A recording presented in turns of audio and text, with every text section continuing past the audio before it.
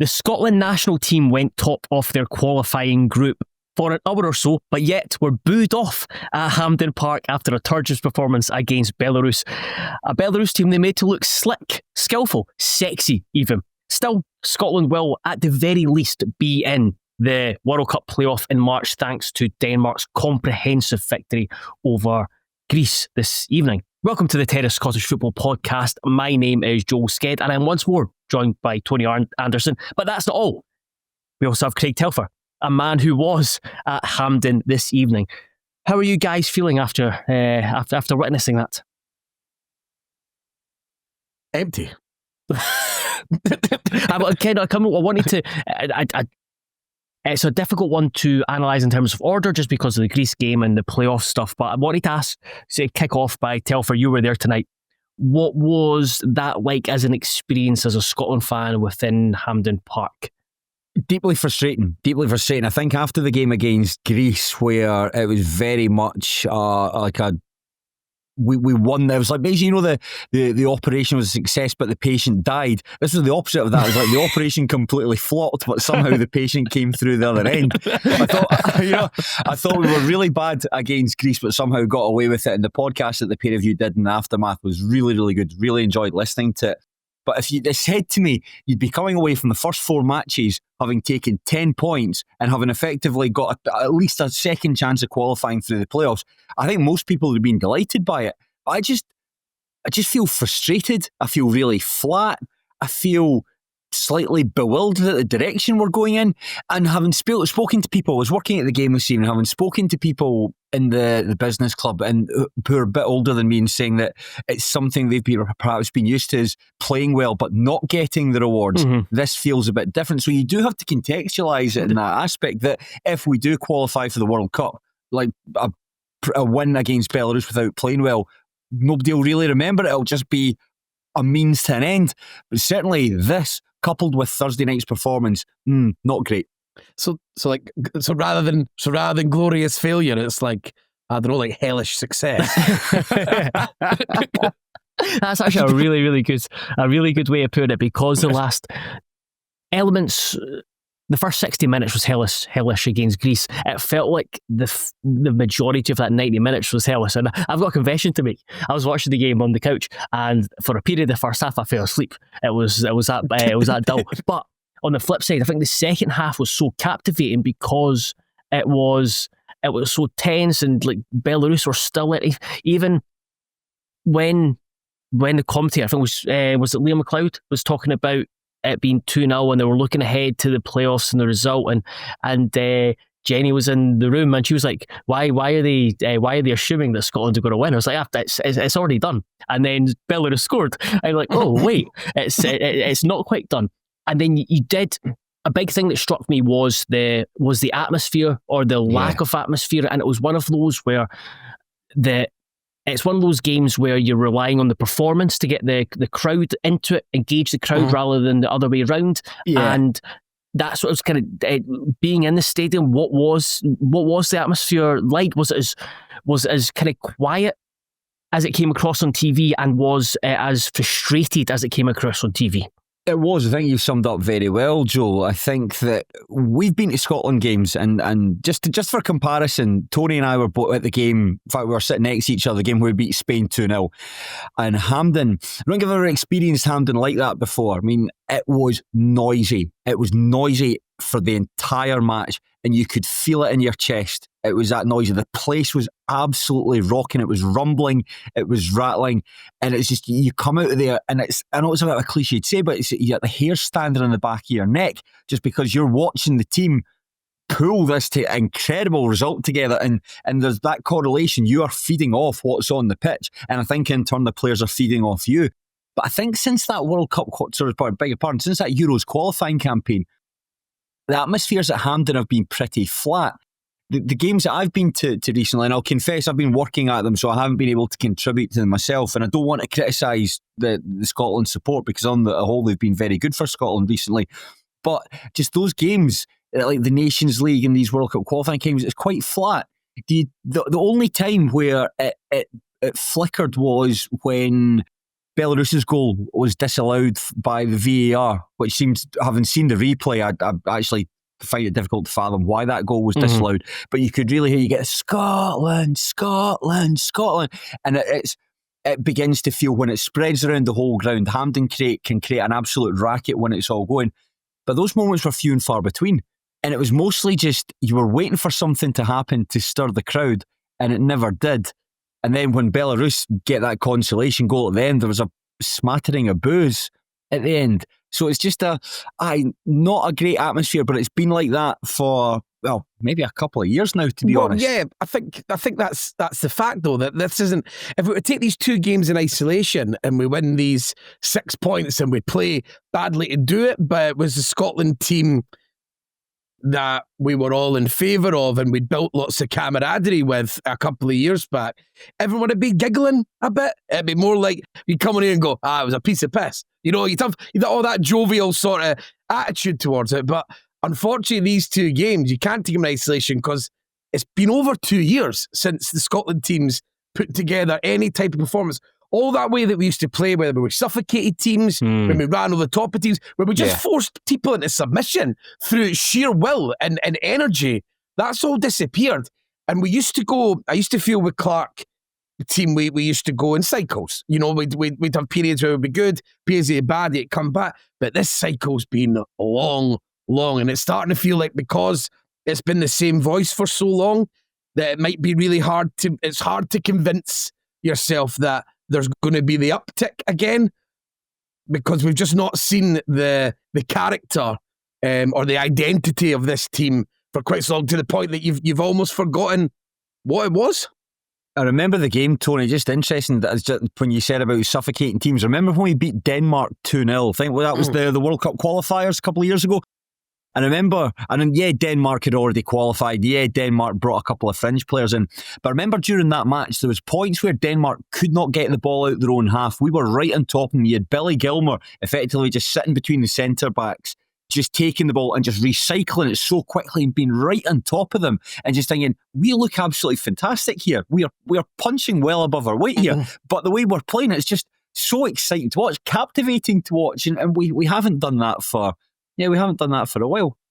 Yeah, it does feel like it's something Tony said on Thursday that really resonated with me, was just about the successes in spite of Clarke, and that's what it feels like at the moment. It feels like we've kind of got players there who can come up with big moments, like Scott McTominay today, and I think it was he mouthed the words "thank fuck, man" when after scoring the goal. So I think we've still got, even if we play poorly, we hang in there. We've still got the guys to come up with the big moments and win the game. But you do wonder, it's like, if this squad gets to a World Cup, then if you think the last 2 Euros were failures, then Jesus, what's that going to be like? Well, you hope it's like the polar opposite happens, essentially. It's like we go in with zero expectations, and then suddenly we in the semi-finals. Yeah, you completely turn up rather than getting your pants pulled down, which is essentially what happened at the last one. We'll leave it to the end to talk about the Greece result and what's next, i.e. the two massive games coming up in November. So getting into the actual game and discussing, kind of breaking it down, there was a few changes. Both centre backs were changed. Kenny McLean and Billy Gilmour came into the start of the 11s, as did Anthony Ralston in place of Aaron Hickey. Even with all that, I think Craig Anderson has said in the chat, it's like, hopefully we're not needing a bit of creativity or spark off the bench, because the bench didn't really have that. They had certain players, but not that type of player. But you still thought, even with the changes, that team is built to still win comfortably against Belarus. I think so. I think when you look at that team, it's everyone in that side is pretty good on the ball. Maybe you'd probably say maybe apart from Tony Ralston. Of all the players in that team, he's the one you want to be on the ball the least out the 10 outfield players. And I think that, you can maybe grumble about the likes of Kenny McLean being there. I don't mind Kenny McLean, to be honest. I think he's always been a pretty decent player for Scotland. The big one being back there is Billy Gilmour. I I cannot fathom for the life of me why you wouldn't start Billy Gilmour in every single game. I think he's one of our best players. All the things you said about him on Thursday night's podcast, I was actually honking the horn when I was driving listening to it because I agreeing so much. And then you had Adams up front, Gannon Doak on one flank, and it seemed to make a lot of sense. Ball carriers, guys that can play through the lines, and in theory, you're going to play against a Belarus team who are down on their luck, who are going to sit in, just try to frustrate you and hit you in the counter. It didn't quite work out that way though, because I think Belarus were perhaps over the piece, the handier of the two teams. Certainly created a lot more chances, certainly a lot more enterprising in the ball, and one of those games where you think maybe we might have done with like Ryan Christie's smothering abilities in there and off the ball work. But I suppose that's the trade-off you get. The two best players in that team are certainly two players you want to see in the ball as much, Billy Gilmour and Ben Gannon Doak. When you don't have the ball, they're maybe the biggest liabilities in that regard. I'll be honest about the team. As much as I'm being all right giving Clarke a kick in, I wasn't against the lineup at all. I thought it was the defenders that he brought in. I know I saw a few people online maybe saying that, look, it's weird just changing your two centre halves. But I was like, well, you're playing Belarus. You're wanting, these guys are probably quicker than the two that were available last week. You're planning on obviously pressing up the pitch, playing a higher line, and also and especially in the case of Hendry, he's arguably the best on the ball out of all our centre halves in theory. And that came to fruition as well when he actually set up the goal. And people were talking about Dykes. I thought Adams is a smarter move because in this game you expect the striker to get a lot of chances. You don't feel like you're going to need sort of Dykes' havoc as a way of getting up the pitch. You feel like you'll be able to just get up the pitch through using the ball. So even at the time, I'm not going to pretend that I was sort of against that lineup, like maybe I was against the sort of Ferguson one on Thursday night. Why did you think it went so wrong? Why did it went so wrong? Maybe not went so wrong isn't the right question.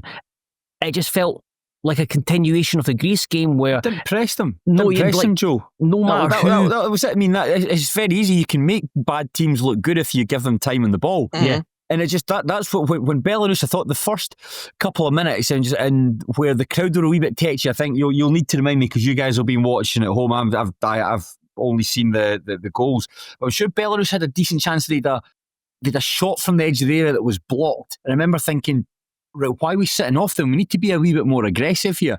And I think that's what the performance lacked, just a lack of aggression, and it lacked aggression. And I think that the only reason that Belarus weren't able to take full advantage because they're just not simply a very good side.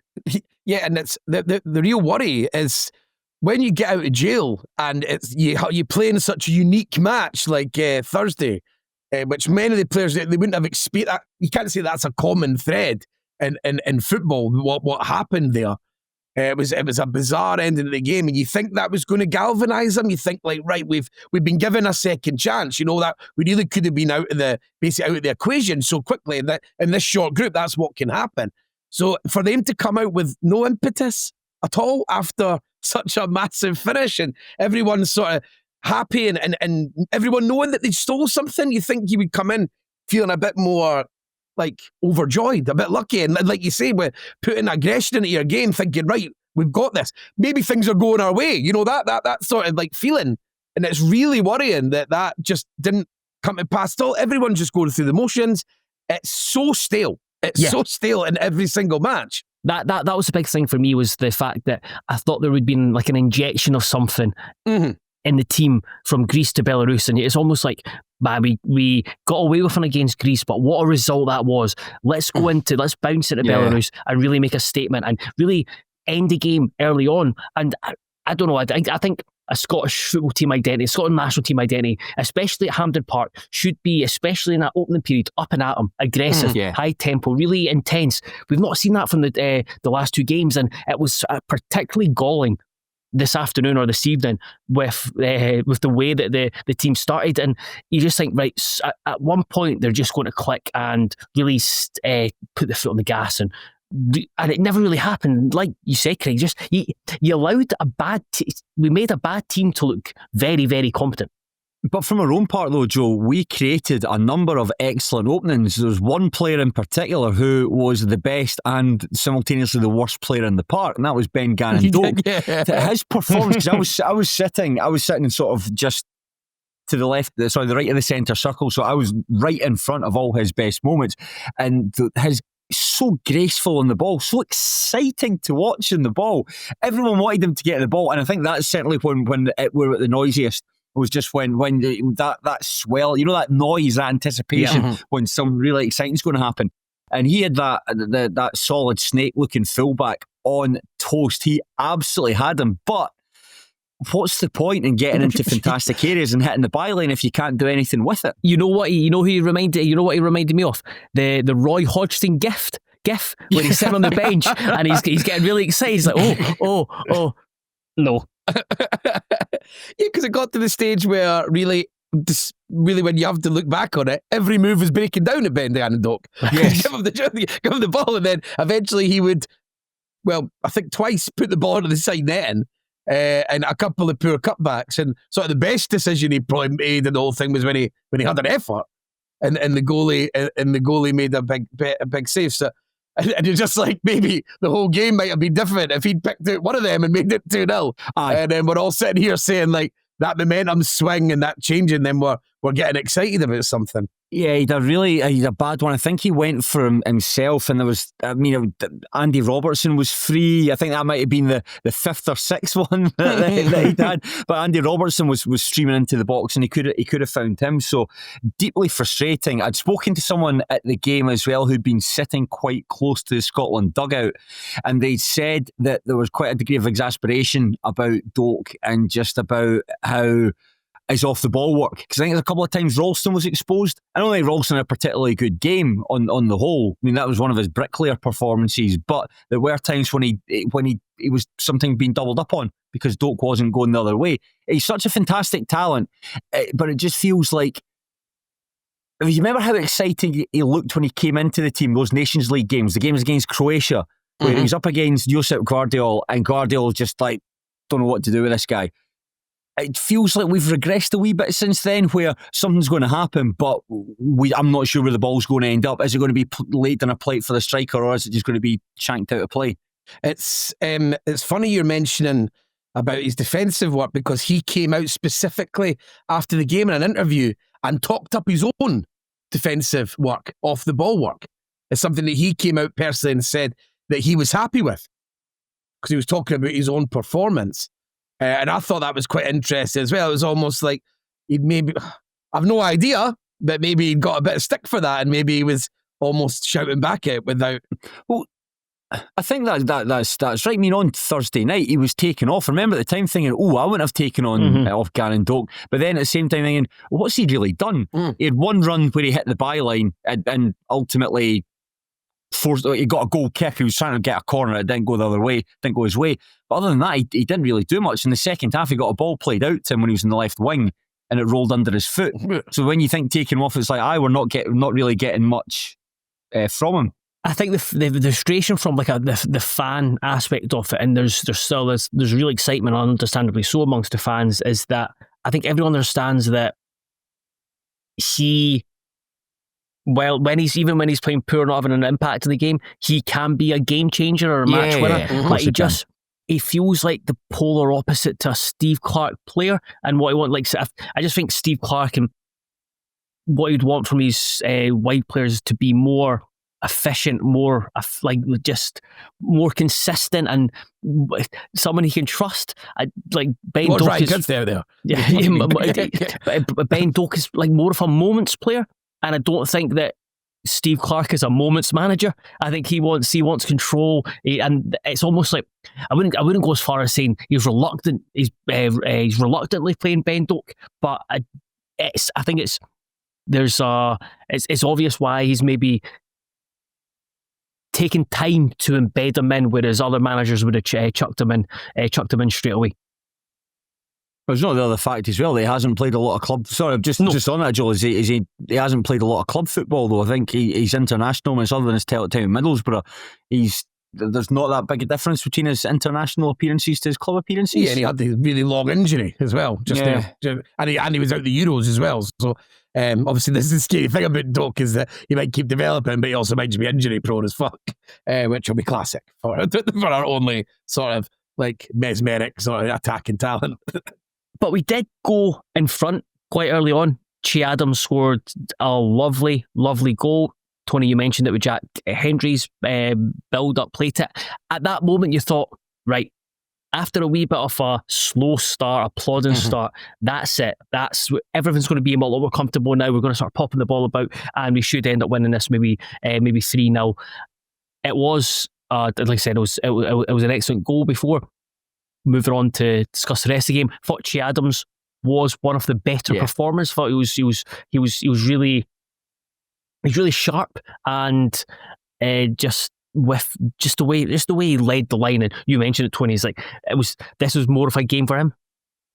Yeah, he's a much better finisher than Dykes. He's also better at taking the ball in tight areas against a deep defence. Which I mean, the goal shows and basically the goal kind of showed all the best parts about Che Adams as a player in general, is that his touch is really, really good, and he's agile, and he's sharp, and then he was able to just drill it home. So that totally vindicated sort of Clarke's decision to play him, and also through the rest of the game, he was the one who seemed to be making the right decisions, and he was taking the ball in the right areas. He was very unlucky not to win the penalty because the ball sort of hit off his arm when he was running through, but he kind of took a little push at that point that sort of made his arm go into it.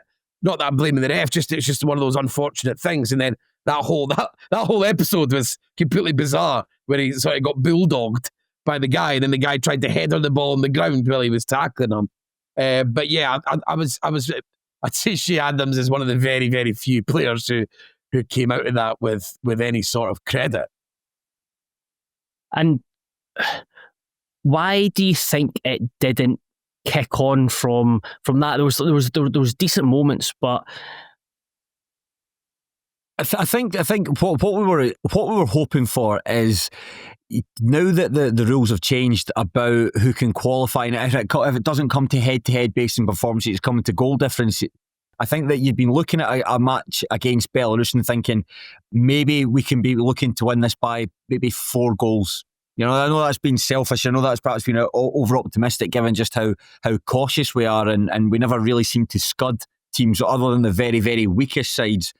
But going into that thinking, yeah, that goal will settle us down. That's what I thought. I thought when Adams scored, and a really nice goal as well, I didn't look off. I was almost in line with it. He certainly wasn't offside. I thought that the linesman got that one wrong, and that was ultimately proved to be the case. At that point, I was thinking, right, we've got our goal, let's go and get a couple more. But as I've said earlier, that all the best opportunities came from someone who just was making the wrong decisions when he got into good spaces. Yeah, and then even on the other side, when we were getting the ball in there with Andy Robertson, I saw Andy Robertson had a really poor game in general. And that's what I credit, because I think Robertson in the last few years has actually really come on in terms of his actual performances for Scotland. But his deliveries were poor as well. So you've got the guy that you're mainly getting in behind on one side doing the same thing, the other one. And then I would say the problem, you can give them stick for that, but whatever was said, or if it was not how he was meant to perform, my assumption was McTominay was going to be basically a striker in this game. When we didn't line up with 2 strikers for a game like this, my assumption was, right, he's going to have McTominay essentially as a second striker who'll be in the box all the time or arriving late in the box for these balls. He wasn't, though. He wasn't. No. He was far too deep. And I just, again, I've given Clarke a kick in last week, and I done it at the start here, but I just don't believe for a second that Clarke wouldn't have been telling McTominay to make sure he's an option. I just don't believe it. When he lined up with that team, I was like, right, the idea's bylined with Robertson and Doak, and then the fact that McTominay should be hitting the penalty spot, McGinn coming in at the back post when it's on the other side, etc. Like really, really obvious on how it was going to do. Maybe McLean taking up the role at the edge of the box because he's got a nice finish. He's got technique with his shooting.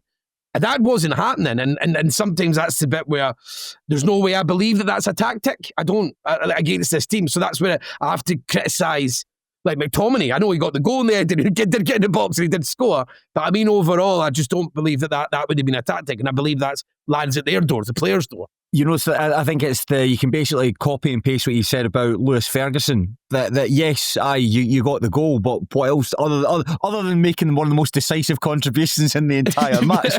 What did he actually do? And I don't like digging the guy out because he's an absolute hero for Scotland, and he was hugely instrumental in getting us to Euro 2024 in the first place with his goals and his performances. But Scott McTominay's pretty much since seasons Napoli won Serie A, Scott McTominay's been great for Scotland.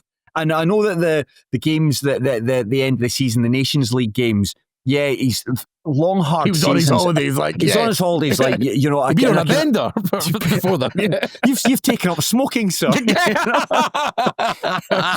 it must be difficult. I know that like your mentality, if you've got a strong mentality, that's why you're playing at the very top level, because the games just come, you just take them one after the other. But surely if you've won Serie A and all the emotion that's gone into that and the big celebrations that Napoli had, and then 5 or 6 days later you've got to pitch up with Scotland for a Nations League game, that's going to have an impact on you. That's going to have an impact. And it just seems to have carried into these performances, because it wasn't particularly great against Greece and certainly wasn't great in these games here. And the game just seemed to, this is the man that you want to see him galloping on the ball. That's when I think McTominay's at his best, when he's taking the ball into the final third and he's on it before popping it off or having a shot. With his big hair and his big frame, he's great to watch, but we just haven't seen that for a while. And I don't know if it's, I can't put my finger on it, because he's certainly not a boy that's lacking in confidence or self-belief. So I don't know if it's fatigue or whatever. It's frustrating watching him at the moment.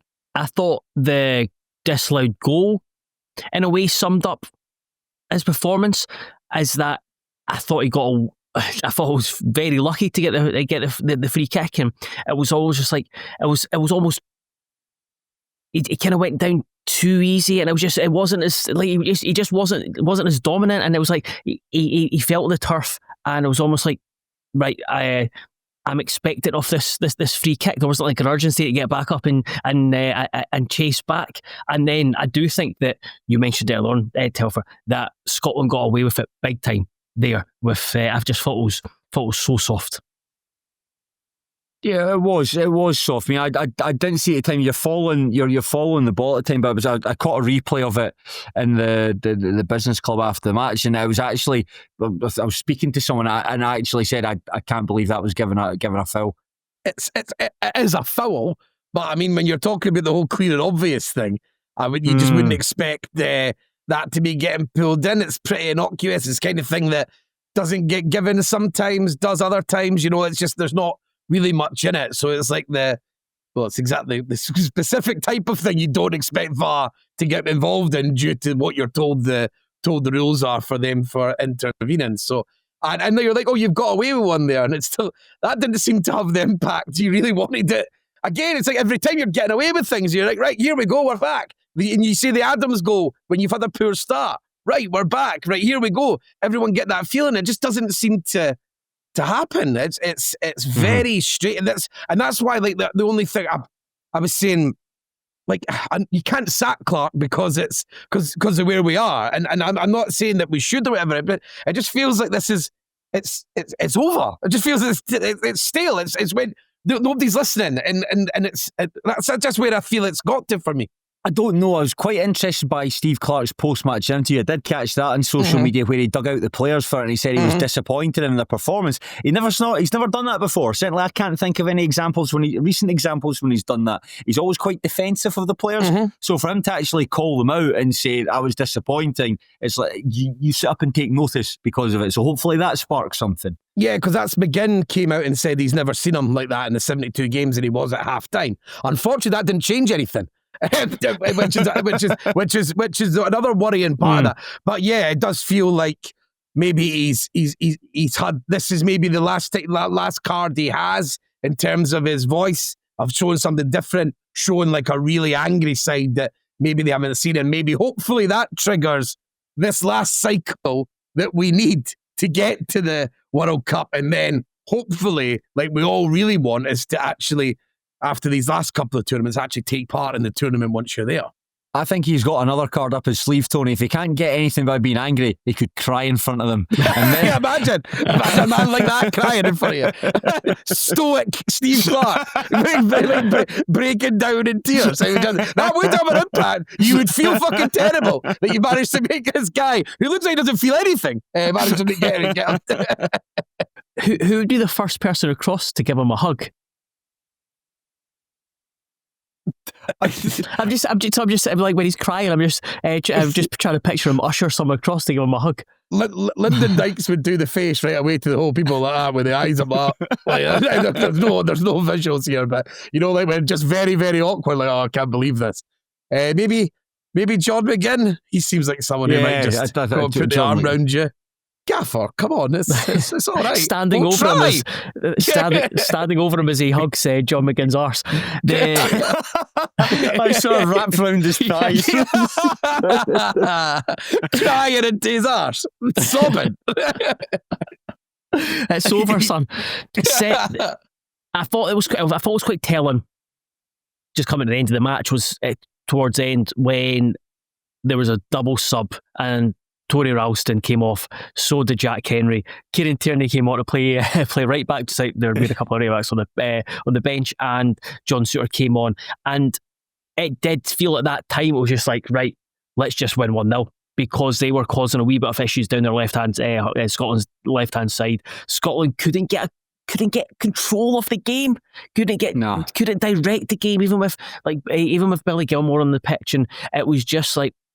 It was interesting. I thought we talked about it on Thursday. I thought McFadden was brilliant on comms again. I thought the three of them worked quite well, and I think it was maybe Liam McLeod asked James McFadden. He was like, "What do you want from the Denmark-Greece game?" McFadden's like, "I couldn't care. I just want to get through this game, because that's where the game was. That's how tense the game was, and you could feel, like any time that Belarus came forward, there was an uneasiness. You felt it in the crowd, and it did feel like we were playing or accepting off a 1-0 win. Anything that was added to that would have just been a nice added comfort.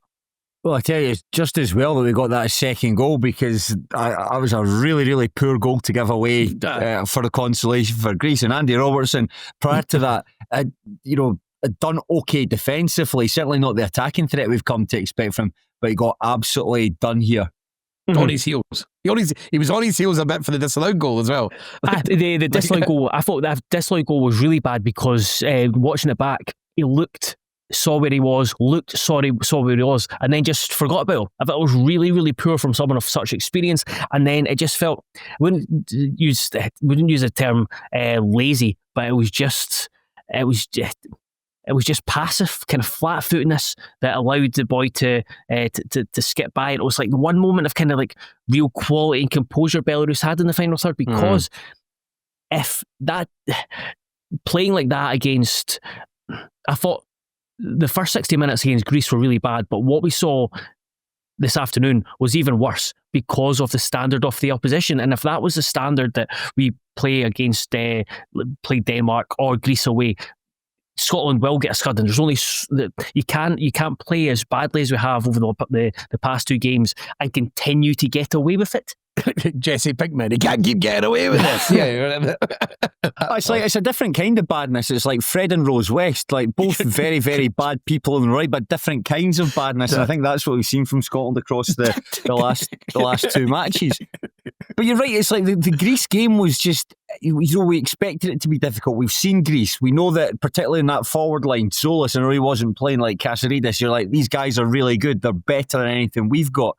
But at least we were able to bludgeon our way through, and ultimately their lack of defensive nous ultimately cost them, and a really shite goalie mistake at the end. But here, there was just, I honestly can't quite fathom why. It's the 100th worst, the 100th team in the FIFA rankings who've been getting scudded every week, who can't get visas for half their squad, and they're having to bring the under-21s in here.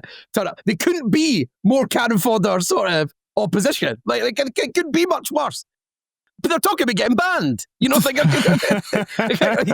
Absolutely fucking rubbish. It's the way as well people are speaking, it'll be such a Scottish thing for us to lose this kind of game. And I remember at the time thinking, that's shite, we're well past that. This isn't what happens to Scotland anymore. Actually thinking, maybe that just is. Maybe for you could sit down and record thousands of podcasts over time and talk about how Scotland have evolved.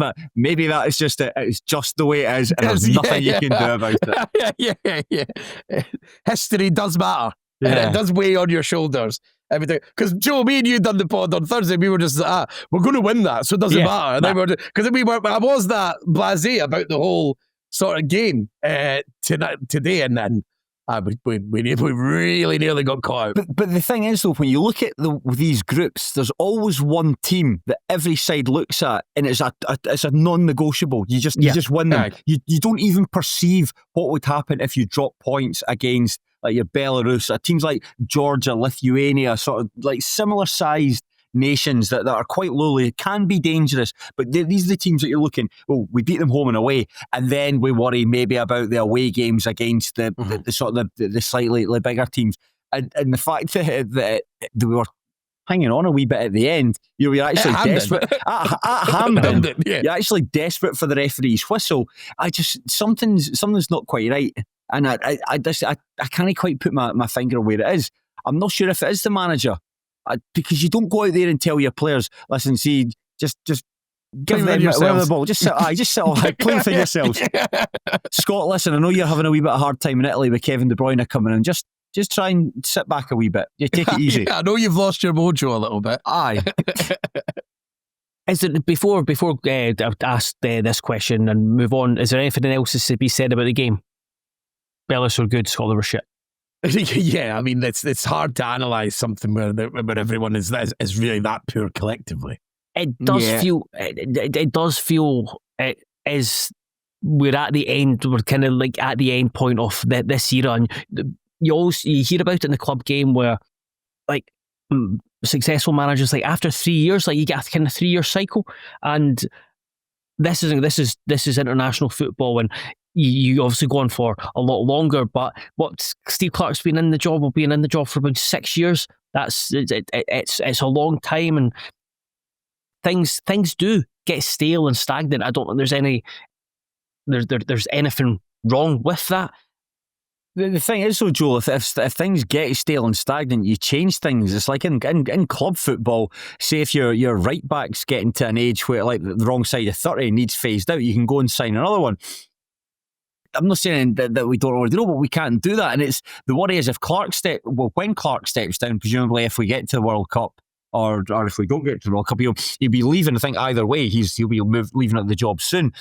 But it's like when you look at the players that are coming in behind the ones we've got. I mean, already these guys at their apex, a lot of them. There's not that many players coming in that really excite me. So I think that and maybe like 5 or 6 years down the line, when we are like drawing home and away to Belarus and these because we're crap again. I think history will look very, very kindly on Steve Clarke's tenure, regardless of the fact that the last 2 matches, yes, we got the points, but they haven't been too hot. Yeah, absolutely. I think Steve Clarke is. I think the World Cup, how the World Cup goes will, or qualifying will very much shape a wee bit of his tenure and how it's remembered as in is he the man? He is the man who transformed the Scotland national team, but is he one of the most successful Scotland national team managers of all time? Or does it come with a caveat of underachievement? That will brings us on to next month, where we go to Greece and then we play Denmark at Hampden Park. For me, I think the Denmark game takes care of itself. I think the biggest game is in Greece, where if we can win that game, it's going to be interesting to see how the Greeks respond to this really disappointing week where they've lost 2 games 3-1.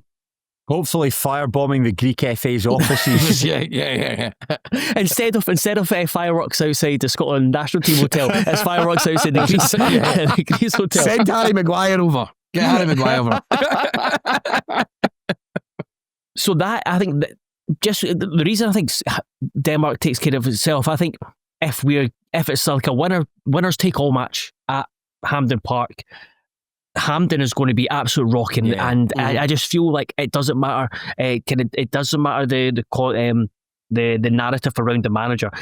Everyone forgets about that. It's 90 minutes and everyone's up for it. And I think you'd see a very typical, or how we feel is what we want to see from the Scotland national team. I think you'd see that performance. I think you'd see the big players rise to the occasion. It's in Greece where I think it's where it's going to be won or lost in terms of trying to win this group. I think, just that all leads to like how Greece being out, they're going to have their own introspection right now. I imagine there'll be quite a lot of players getting slayed. I think there would have been expectation there of them absolutely finishing in the top two, especially with them dismantling us in the Nations League at Hampden. That would have brought rose expectations, and also their performances until that Denmark game in Athens where they got beat 3-0. I think that was building, and I still think that team's going to be brilliant. I think you might see at the next tournament they might do exactly what Norway have done this time, where it's like they never made it to one tournament and that people thought that was ridiculous with the level of players that, and now they're sort of bulldozing their way to this World Cup. Norway humping absolutely everyone in sight. You probably see this as Greece team because it does look unbelievably talented, but you're hoping that because they're young players, they're taking a lot of flack. They'll just want this to be over with and they'll have no interest. Greeks the kind of fans that'll boo you onto the pitch if it's not going well. So you're hoping for all that. People don't want to turn up and they just want to get out of this and then reset for the next go at the next Euros with that young team. Yeah, that's exactly. Tony's right. I think that's what you want to see Greece do. Maybe phase out some of the older, more experienced players. Maybe bringing through some people from the under-21s. Maybe trying something different in these last two matches. We hopefully can take full advantage of that. Although Belarus, that was supposed to be one of the things that we were going to beat them because they were bringing through all the under-21s and we couldn't quite manage that. But yeah, that's it. I suppose the pressure's off Greece. And with no pressure being on it, that comes with its own degree of disadvantages and advantages, depending on what way you want to look at it. A team there that have got nothing to play for, so they can just basically do what they want, go out there full throttle. And they're talented. Basically, they're extremely talented. Karetsis was, I presume, is going to be back in the fold for this one. I'll remember how good he looked when he played against us in the Nations League. So, it's by no means a gimme. So I know I was joking earlier, but it's by no means a gimme. I mean, as we learned earlier tonight, nothing is by any means a gimme. How do you feel? I asked this at the start, but so how after the last two games, how are you feeling? And do you think that Scotland will be at the World Cup next summer? I do, yeah. Actually, I do think Scotland can go to the World Cup next summer. I think we've got a playoff, so regardless of what happens over the next two games, you've got a second chance to get there, which is fantastic. And you never know what happens in the playoff. You might get an easier side to get there, or something like that. You might get, but then I suppose that if there's a reason why these teams have got to where they are, because they might actually be pretty good. But yeah, you never know. You never know. You might get a more favourable draw in there, and then take it from there. So I'm quite confident we can get there. And I think that tonight might have been a bit of a wake up call, because it's unusual for Scotland to have won 2 games in a row and no one to feel really particularly moved about it. To be where we are in this group stage, and the fact that there's a degree of, and we've got good players. We've got good players, and something you said that did give me that wee feeling there, like as you're saying, like no one tried to defend it. Clarke went for the throat for the first time. Despite that, means that they're obviously in that dressing room, probably tearing strips off each other. That's the idea. That's what. As I said, even with Doak coming out, he didn't look particularly happy in his. And like I said, he almost felt like he was maybe defending himself a little bit there. But that tells me that there's a lot of introspection, chat in that dressing room when people are all coming out like that. And that makes exactly what you think. That at least the behaviour at full time there is the behaviour of a team that, as Craig put it there, has had a wake-up call. That's the hope. It's guys that are playing at a really, really high level. Captains of like guy who's won league titles in a Champions League, Liverpool, captain of Aston Villa, guy who was Ballon d'Or nominee, Guy who's like one of the best midfielders of his generation playing at Napoli. All sorts of guys that are at a high level are used to playing to a high standard. Nobody can be happy with that tonight, and that's what these guys, because they've got that competitive streak in them, that no one wants to be embarrassed. No one wants to get booed off the pitch after you've won a game. They'll know that's not acceptable, and they've got 2 games to show how good players they can be. Here we go. Fine, let's do it. Because that's it. That's like it's going to be. It's going to be the thing that could elevate this group, because it is. You look at the number of caps that this group have got together as a squad, the way that Steve Clarke has formulated a kind of club team. They're a mix. It's the kind of closest thing that probably Scotland national team have had a long time in terms of just something that's almost like a club team. The amount of time they spent together, the amount of games they've played together, that they're on the cusp of like history, qualifying for 3 tournaments as a group, and it can really elevate them from being the team that took us back to a tournament to a team who did it again and again and again and made the nation fall in love with the national team again. And then it's just that it's 2 steps. One, getting there, but then finally trying to get out of a fucking group stage for once. And maybe win a game would be nice as well. Scoring a couple of goals would be I lovely. just enjoy myself. That's all I'm in there. Like it's one step at a time, but these. I'm sure the players don't need reminding that they're on the cusp of just being like one of the greatest group of Scottish football players that the country has ever kind of produced and seen. Mm-hmm. What we need is, remember when Johnny Harvey, the Berwick Rangers manager, got a fan to go and give a team talk a game against Annan Athletic? What we need is Steve Clarke to get like a kiddie from the crowd and listen, tell the players how much it means. Tell the players how much you listen. I think Steve Clarke's got many other cards that he can play to try and get a wee bit out of him. Trying getting kiddies from the crowd, all sorts of stuff. Blackmail, Kitman, blackmail. Aye, if you don't win, guys, I'm going to do something I'll regret. You know when we're in trouble is when we would be losing Greece and he comes out and blames society for the for the team's problems. That's a shame. We've spoken less. There's 3 people on this podcast, and we've spoken for less than the pair of you managed after the Greece game. I suppose the Greece game was just a far more interesting game to analyse. This was just a bit right, pretty much all the way through. But I was going to bring kind of the stats into it slightly. It was the fact that Belarus have had a higher XG than the Scotland, and that is a concern in itself. But at the same time, you look at that's from like 22 shots there. And like Greece the other night, they didn't create that. If you're looking for one kind of Greece created at least 3 really good chances. There was one where he missed an open goal, Joe. Yeah. And said and then there was the header in the second half. Greece didn't really test Angus Gunn. Yeah. But they were absolute sitter. I would agree with the test around and up, but they created 3 or 4 very big chances, whereas Belarus were just getting into areas where they could hit shots. And because Belarus are so shit, then that's something to worry about in itself, without them being big chances. It was a fact that there was times where I think it was the number 9 was the holding midfielder. He was getting on the ball, he was able to turn and just go. Are here again. Jesus, this is not going to be enjoyed anymore.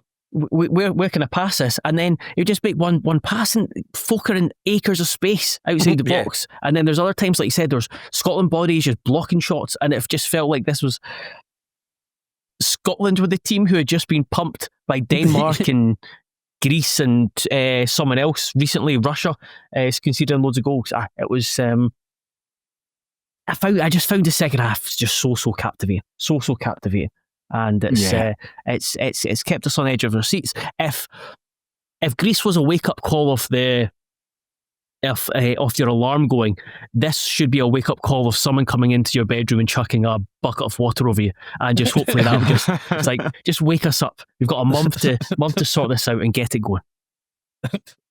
Here. The worst part of the evening though, this is so I was working with the Scottish FA, and they said, you know, they were closing the bar earlier tonight, so they said, oh, you can leave early if you want. That's great. Then you get stuck in the traffic all leaving Hampden, so you still effectively get home at the same time.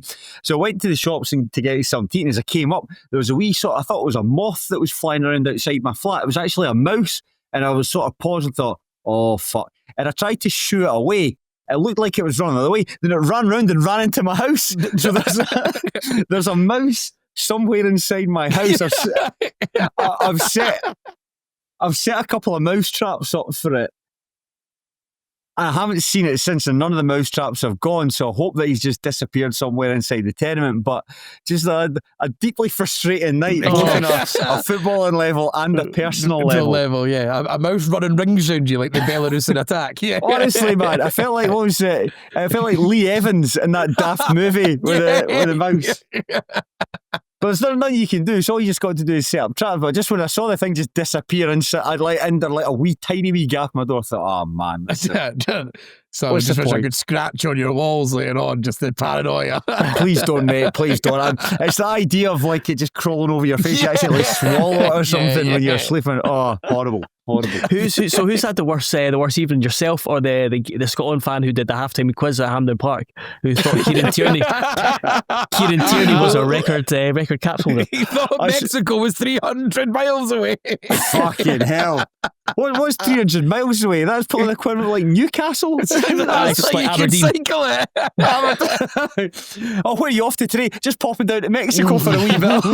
I'll see you later. Think how many Scotland fans would go if it was 300 miles away. There'd be like 500. There'd be 1 million people there. It was the World Cup. 300 miles, but they're such a completely different. The seasons are completely different. Boy, is he in for a shock when he books tickets to Mexico. That's a lot further away than I thought it would be. Right, we're not gone. Right, we will leave it there. Thank you very much, guys. Thank you very much, everyone, for listening, watching. If this is on YouTube, if Craig Fowler uploads it to there, be sure to check out patreon.com/Terrace Podcast for all the great content that's going up there. I'm doing a Banters Year podcast with Ewan later on this week. I'm really looking forward to that. It's my first delve into the Banter Years podcast. And you're coming hot off the heels. It's been recorded but hasn't been released yet. But Sean and I did back-to-back podcasts exploring Rangers 2013-14 season. We looked at one podcast looking at the league campaign and one podcast looking at the cup competitions. And that for a season where, they just basically didn't lose a game in the league. They packed a lot of good stuff happened across all those 4 competitions. So do listen to that when it drops. Also, check out NordVPN and do watch A View from the Terrace. Yep. That's 2 musts. One of those is an official ad. One of those is just go and watch A View from the Terrace. It's back on. It's a bite-sized 43 minutes, and I've heard good feedback. Yes, I haven't watched the latest episode, but what I do know is I looked absolutely immaculate. I was wearing an Italy top from Euro 1996. Looked very good. And the white trousers again? Oh, I've become a trouser man. Trouser man, yeah. I'm not just saying this to try and bump up the running time of this podcast so it's slightly longer than the one you're on Thursday. But yeah, trousers from Nothing Something, a company that was advertised to me on Instagram. Would highly recommend them. And Jenny said that she got praise for both of you. She was asking if you've been doing biceps, Craig. Been working on your arms. Don't talk to me. I wonder who's going to test. I was asking about biceps. Tory. Yes, Joel. I've tried to do it all over body. I'm getting to that age. I'm only 40 next year. I'm just worried that I'm going to just descend into just nothingness. So I'm just trying to stop myself from that from happening. It's a struggle. Got the veins popping out though, so it looks good. Don't worry. Well, that's it. As long as Jenny Scott's getting a thrill one way or another, that's the most important thing to me. It's not going to be from watching A View from the me. Terrace. You both zinged each other. Fantastic.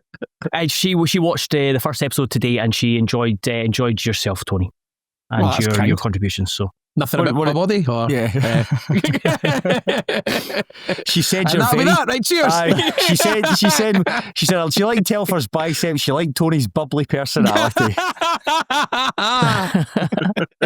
Now you combine the two. Wow. Whoa. You don't get me.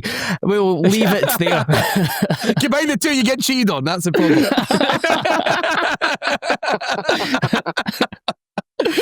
Oh, this has gone down an avenue I didn't expect it. Right. Say goodbye. Bye. Goodbye.